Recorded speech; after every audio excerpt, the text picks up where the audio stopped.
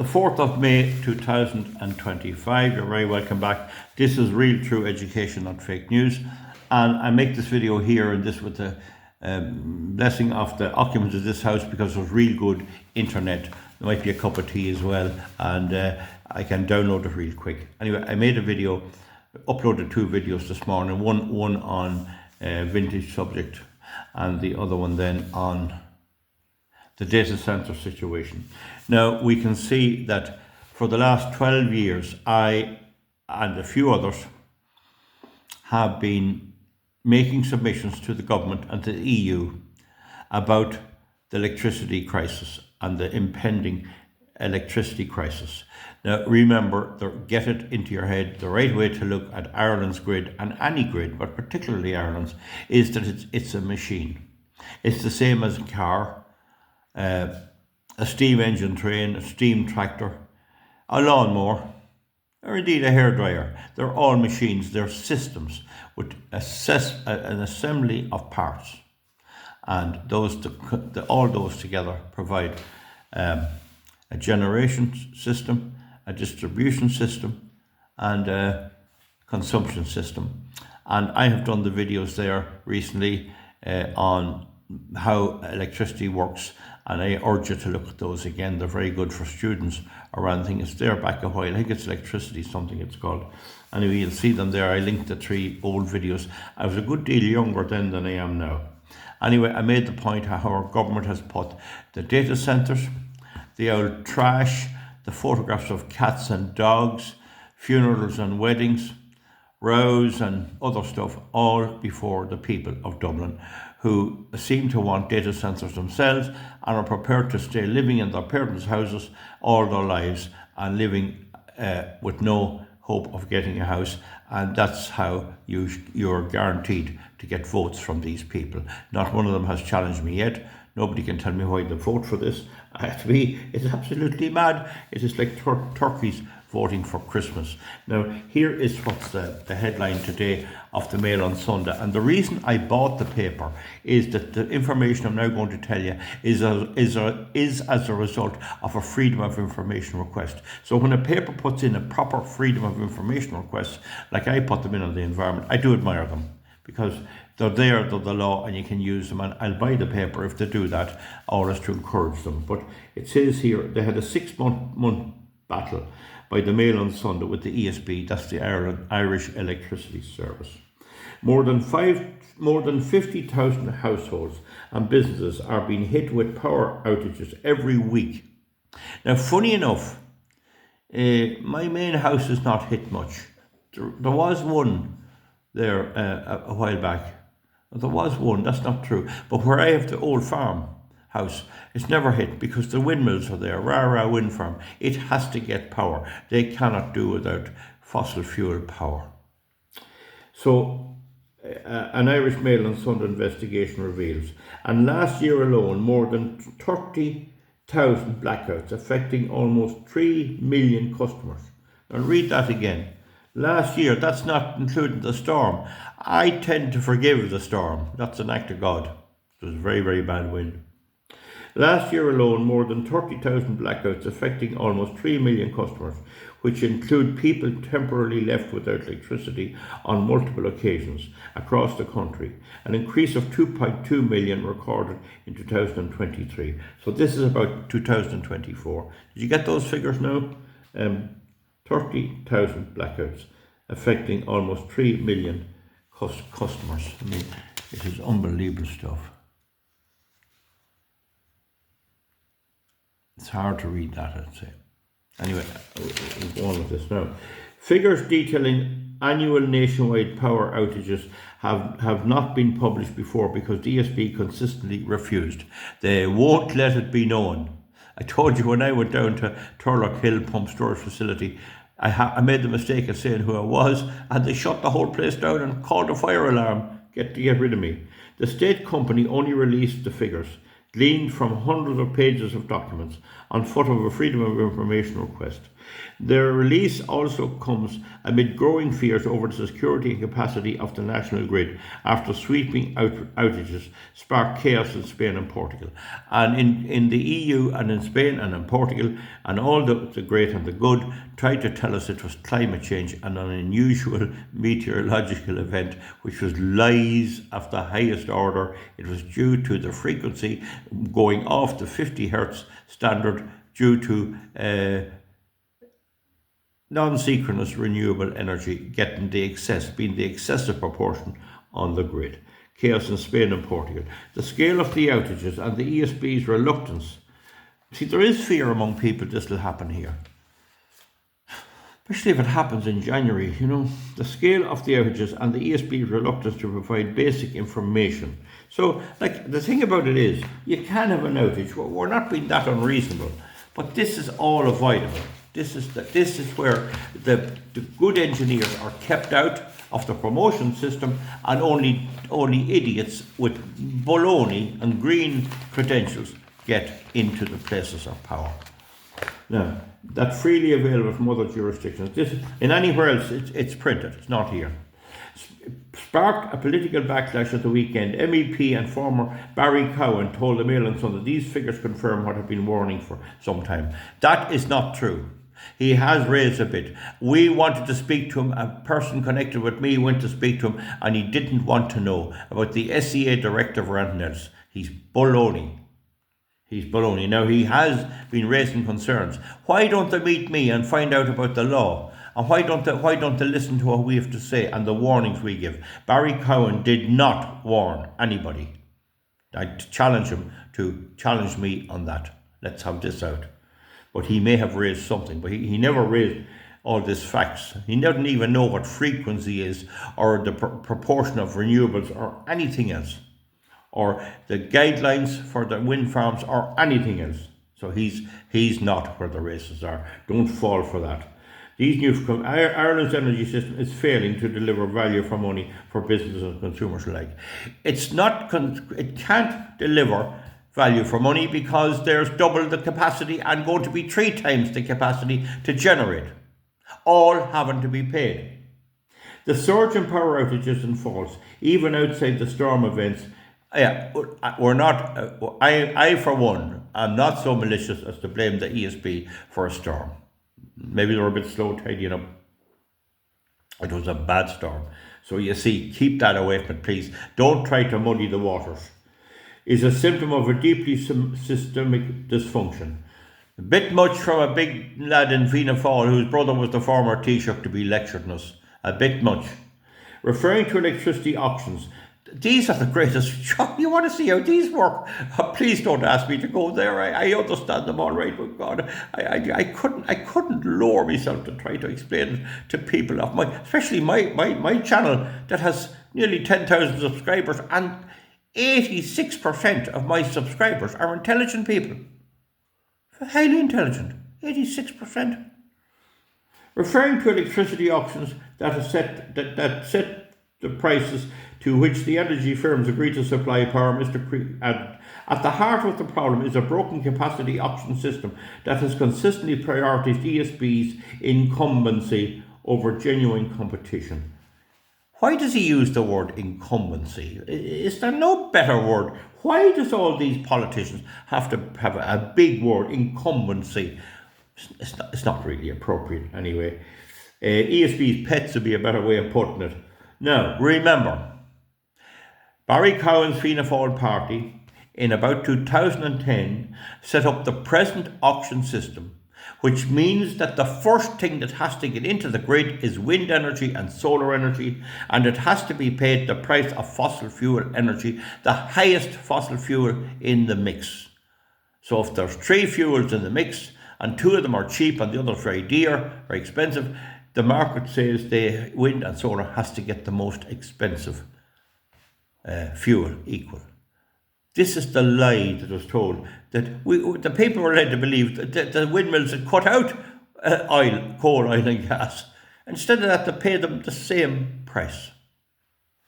The status quo may suit the ESB, but for everyone else it means higher bills and weaker security. Sure, and they're getting higher by the week, and I prophesied this. This is available on the public from my submissions. We prophesied it all the people because the basic maths was there. Households and businesses are already grappling with some of the highest energy prices in Europe, and these cannot be reduced. And if they build the offshore wind farms, not only will they have to pay a triple generation system, one of them which only works a short bit at a time, they'll have to pay for the pension funds of the American people. Trump will be able to get his pensions paid off the Irish grid. They deserve better. Well, they deserve better than Fianna Fáil, Fine Gael and the other rascals. But unfortunately, the voter wants them, and that's it. A2 leader Peadar Tóibín described the level of power outages as startling. Now, why did Sarah Riley here, a good person that done well in my constituency, and Peadar Tóibín, why can they not sit down with me and get to understand what this is about? My subscribers here are far better informed than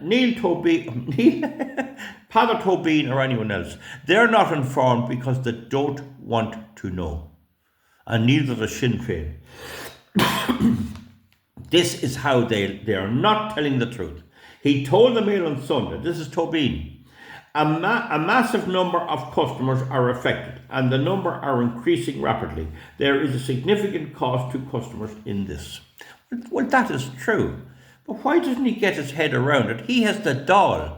He's a TD. He can stand up and give this out in front of them. Not one TD ever agreed to give my point of view on this and to listen and look at the law. The Meath West TD also said the ESB must be more transparent about disclosing information in the public interest. Well, they will only when they're made. That's what the Freedom of Information Act does. And in fairness, that's kind of EU law, but also we have to say, I suppose, give a little bit to the Fine Gael, Fianna Fáil, Sinn Féin and the rest of them that did bring in the Freedom of Information Act. It's very expensive. It's about 800. See, the one on the environment is free. About 800 for me to push in one.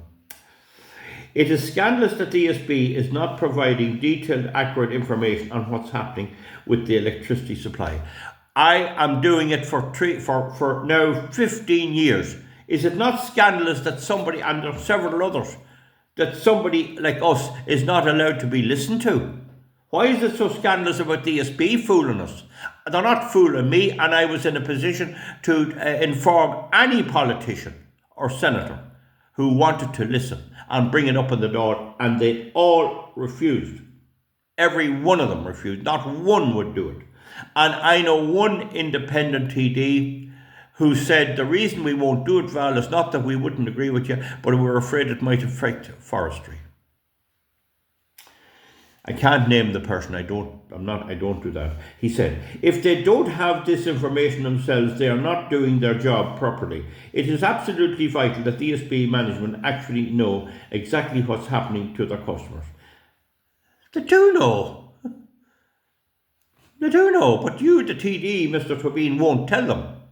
If they do, won't tell the people. If they do have this information but have refused to clearly provide it, they are preventing transparency in their service. They get full whack for that. If you don't do that in Ireland, you're finished. The Irish householders and businesses currently pay the second highest electricity prices in Europe. I wonder who's the first. It keeps moving up and down, with inflation. Last December, the Mail on Sunday revealed how the state energy firm was hit with more than 55 million in penalties over the previous 5 years for leaving customers without power.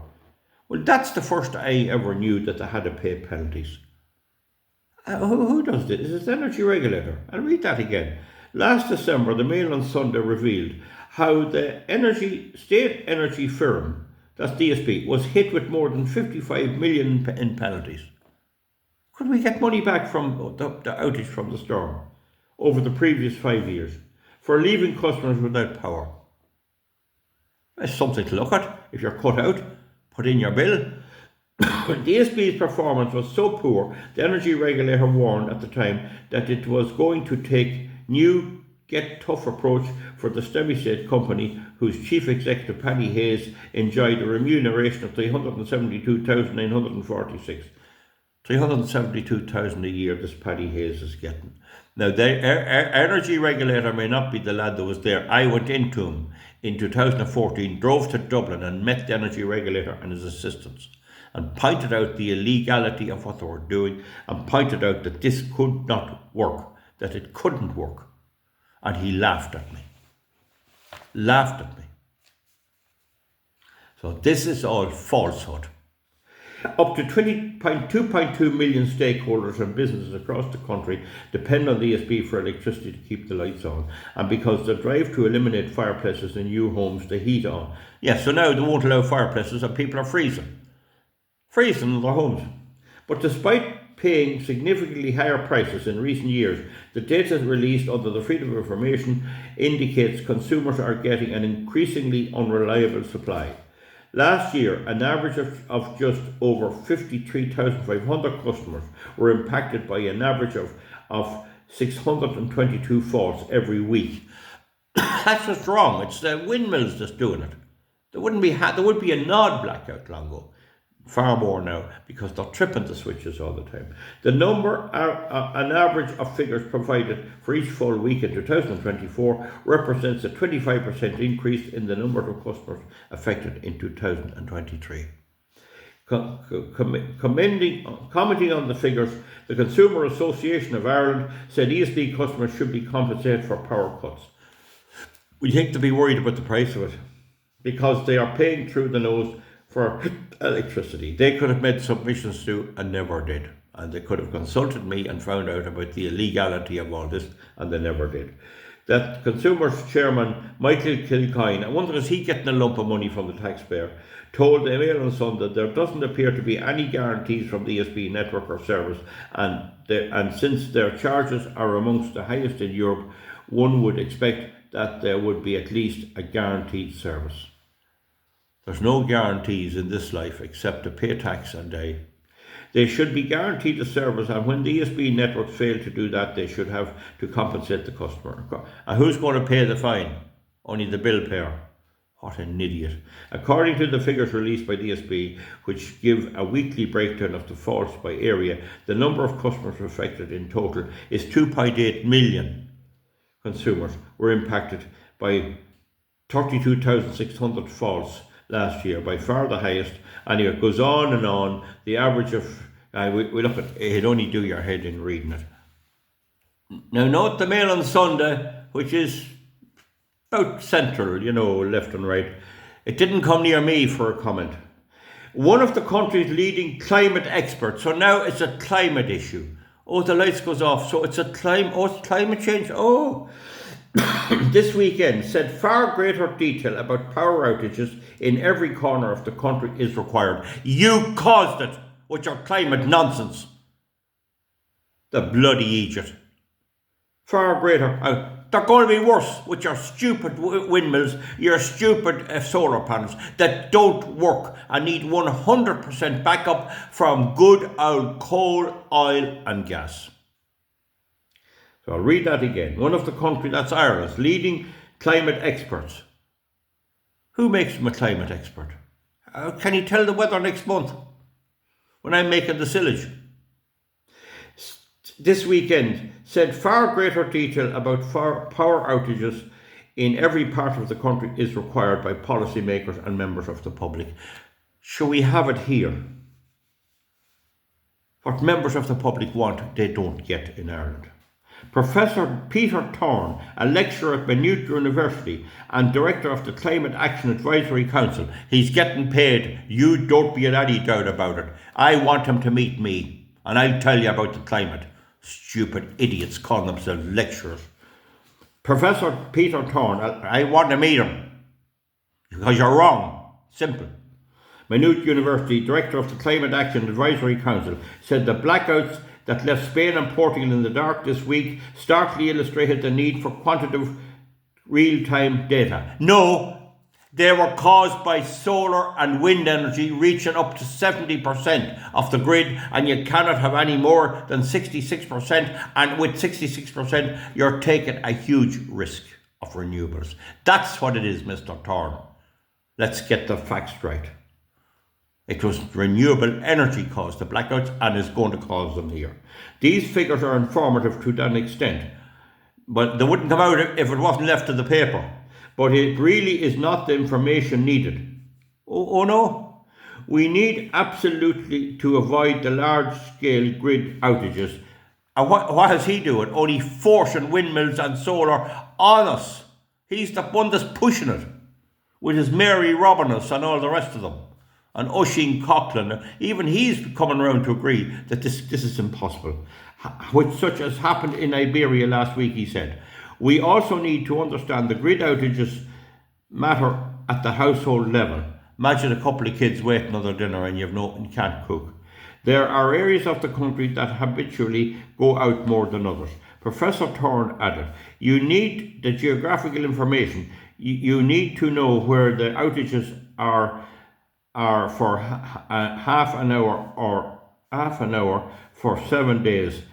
Or 7 days, in other words, whatever length they are. That makes a huge difference. You need to know the length of time they're on for. Then you need to think about, well, what are the mitigation actions, firstly, to strengthen and hardening the grid. Get rid of wasteful wind farms and solar farms. The wind farms are net consumers of electricity when measured over a year, and when you go to make them do a bit more than that, you run the risk of collapsing the whole grid. I've explained about the frequency problem. In response to detailed inquiries from the Mail on Sunday this week, the DSB spokesman would only say, we have provided more than 10 detailed responses to you since December 2024 to the 100 plus questions you have asked. Yeah, they may have asked a bit too many. Always keep those things simple. This is in addition to the Freedom of Information response issued to you by ESB networks. Please be advised, we have nothing further to add. They don't care. They don't care because, Micheál Martin, I'm going to keep them going and I'll build more windmills and more windmills. And the E gets still vote for him. Paddy Tobin said the ESB's attempts to withhold key information erodes confidence.